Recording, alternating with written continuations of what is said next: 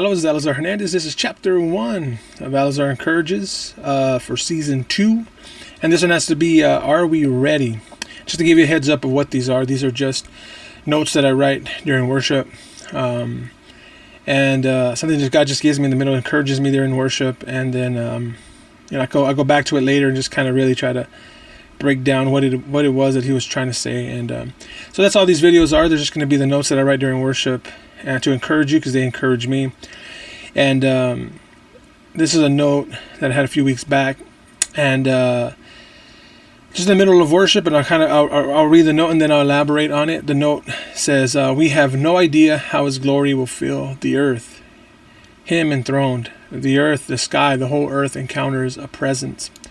Power surges in glorious beings, and Him enthroned. The world, as it is now, has no idea or care. Let it start with us."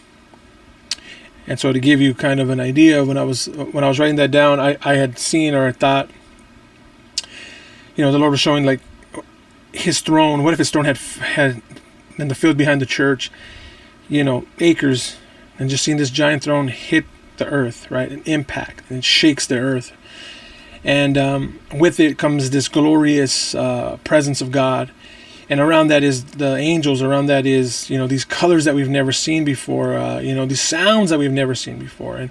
And just this idea of like, wow, this is what we pray about and what we hope to see someday. And honestly, I'm not trying to get into the logistics of spiritual things, of where the earth is going to hit. It was just for, it was really there to challenge me, because I don't just take things at like face value. I know I'm going to challenge that thought. And how I challenged it was, Lord, like, okay, let's say this did happen. This beautiful thing happened, but who would just go about their business on Monday after seeing something as beautiful as this, something as magnificent as this? Who could stop? Who would be, who would it be? Who would that be for? Would that be for us Christians? Would we really be so excited? And so, like, this is what we've been praying for. This is the God that we've been telling you. Looking at everybody that wouldn't listen throughout the years, all those that have told us, why every Sunday? Why do you give money? Why do you give up your time? Why do you do this? Oh, why don't you drink anymore? Why don't you have fun anymore? Why don't you do all these things? And if they knew that we already felt what they're seeing right now, the presence of God, as beautiful as it is, here it is now. Like, see, this is what it is, and would that bring people to God? Would that be enough? And that's just my creative mind, not just able just to enjoy the fact that, man, it's beautiful, Lord. And I think, like, man, people would go back to work Monday. People in that church would be so mad because they had vacations set up. They're 4 weeks away from retirement. You know what I mean? To me, that's what went to my heart first. It was very skeptical, and I was very upset with that. I was skeptical about it.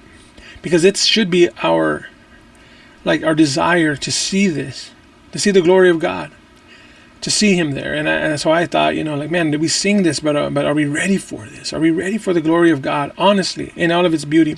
Not just in the holiness of it that scares us and freaks us out, because we can't contain that presence. But how many of us, because we would be able to see it, would be so excited and say, yes, it was worth serving the Lord and giving up everything to follow Christ?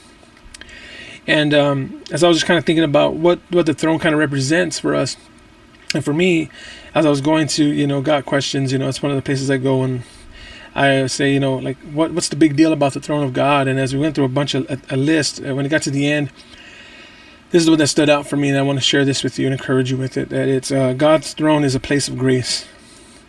Not only does the throne of God represent judgment for the unbeliever, but it also represents mercy and grace for the children that belong to Him. So this is what Hebrews 4:16 says, let us approach God's throne of grace with confidence so that we may receive His mercy and find grace to help us in our time of need. If he would come down at that moment, it would be for the need of the church. It would be the need for that. And so, though we may not see that physical throne come down, His presence is felt when we worship Him. His presence is there when 2 or 3 gather in His name. And I feel that He does that because we are always in need of Him. And I thought about it is a place of grace for us, and it is a place of judgment for the unbeliever. And for us as believers, we should have a thing in our heart that if I felt the skepticism that we could just go back to work on Monday after seeing something like that, we should also feel that what we feel on Sunday, that should be something that should excite us to go and tell others about Jesus. In Philippians 2, 9 through 11, it says, one day all creation will bow to the majesty of God's throne.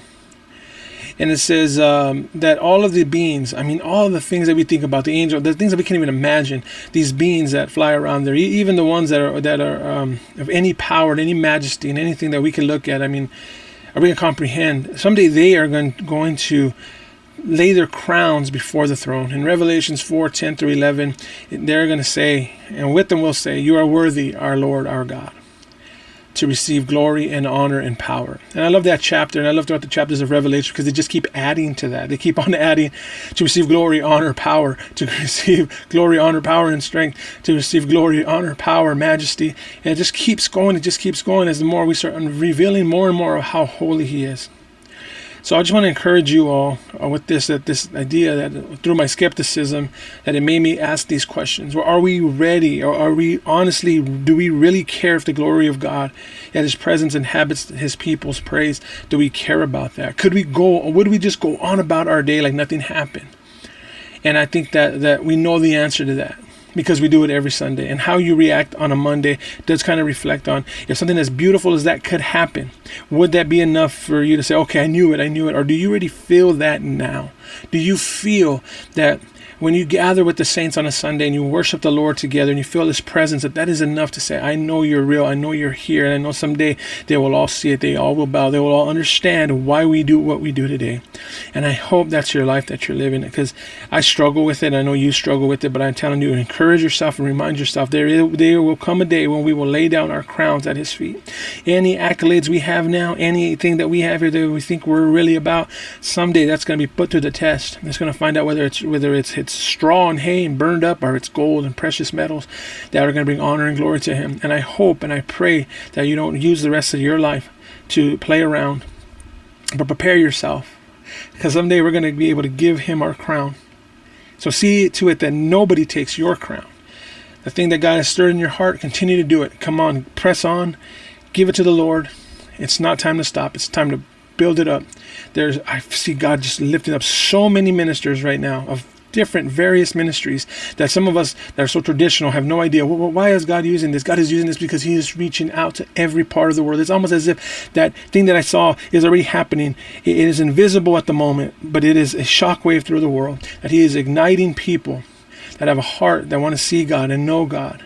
And I believe that this is the revival that we've been waiting for. So are we ready? It's going to show through your actions. Yes, I'm ready, and I'm going to start getting my hand to the plow, get my hand to the work. So get to work, church. We love you, and I hope you're encouraged with that, and we'll see you on the next video. Don't forget to share this with people. Let them know, hey, man, this was for you.